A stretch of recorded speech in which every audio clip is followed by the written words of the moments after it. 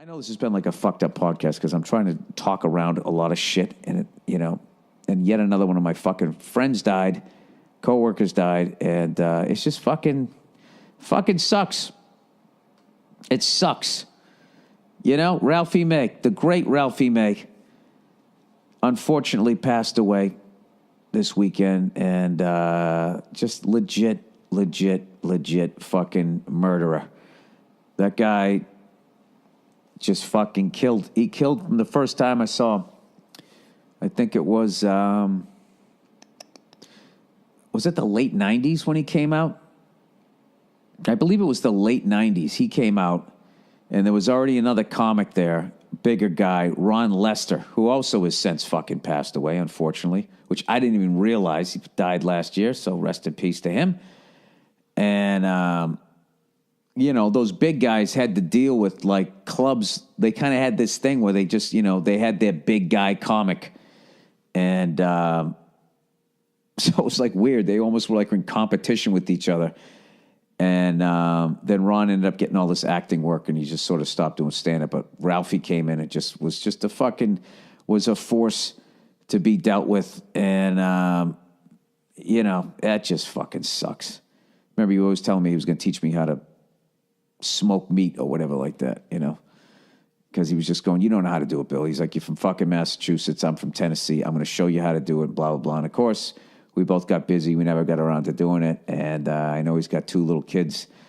So I imagine someone's putting together a benefit somewhere for it. So I imagine I'll be doing that. But, yeah, it was just a fucking sad time. God damn it. I remember I did the Traveling Virus tour with him. I did a lot of gigs with that guy. Like a lot of those sort of, I don't know. He was much younger than me.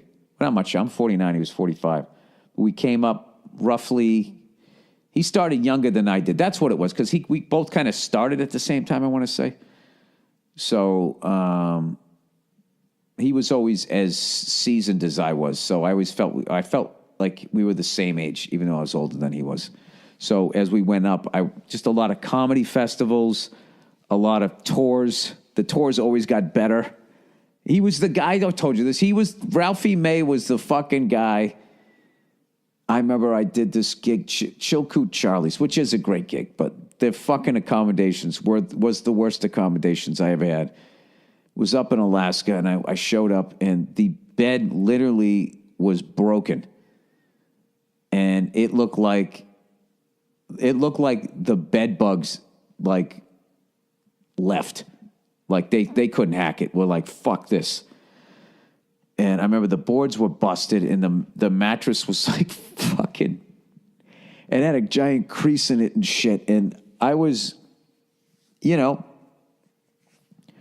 raised Catholic or whatever. So rather than expressing that you didn't like it, you just took it. And just was like, all right, I got to be tough. I got to I told you, the first night I spent in fucking my walk-through bedroom, my first night in New York City, I felt this thing on my chest, and I turned on the light, and there was a roach crawling across my chest, and I flicked it off my fucking chest. I didn't even kill it. I just thought it was like, oh, this is what I gotta get myself tough enough to handle this. Like I'm gonna live with bugs crawling over me. Yeah, I'm a fucking lunatic. I don't know what. So anyway, I do the gig, and I stay in that shithole.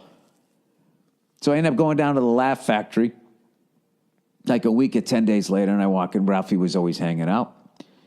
Always did the work, and I came down, and he was just like, hey, Bill, what's up? I say, hey, man. He goes, where you coming from? That's what we always asked each other. There were certain guys, that were just road dogs. Hedberg, Ralphie, Stanhope, Geraldo.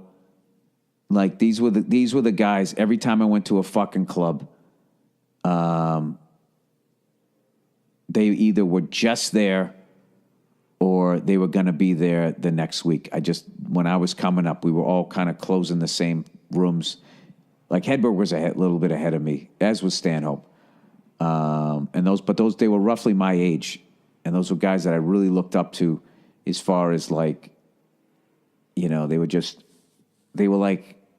they started a few years before me, so they were just sort of cutting this path and their style is like, I want to do that. I want to say what the fuck I want to say on stage. I don't want to do what they're doing. I want to, be who the fuck I am the way they are was basically it. So anyways, we used to always ask each other, where you coming from, where you going or whatever, right? Whenever I ran into any of those guys. And so I run into Ralphie, and he goes, where you coming from? I was like, I did that gig up in Alaska, Chilkoot Charlie. He's like, fuck, I did that gig. Great gig. I was like, yeah, great gig. And I was like, Jesus Christ. I go, how about that comedy condo? And Ralphie got this serious look on his face. He goes, I didn't stay there.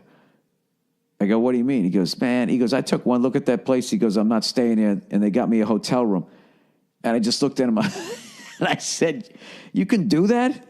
And he laughed. He goes, yeah. He goes, what the fuck are they going to do? He goes, it's Alaska. Are they going to get another fucking comedian to fly 6 hours all the way up there? Have some lumberjack go on stage and tell some street jokes? He's like, just say no. And that was one of those things I fucking learned. I was just like, all right. And after that, if I went someplace, and it was a shithole, I just said no. And if they just said, we're not paying for a hotel room, I said, you know what? I'm going to pay for a fucking hotel room. And it was worth it to just be able to go back to a fucking place where you felt safe and you didn't feel like there was going to be bugs crawling on you or somebody jizzed all over the fucking bar, or God knows what, fucked some chick on her period. I'm not even going to tell you that fucking story. Every comedian knows that fucking one. That goddamn fucking crime scene. Cleaning lady quit. The big rumor was the bloodstains were still on the fucking windowsill. I swear to God, this is not myths.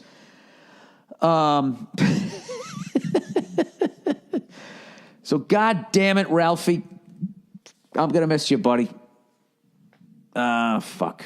Anyways, all right, let's get into some.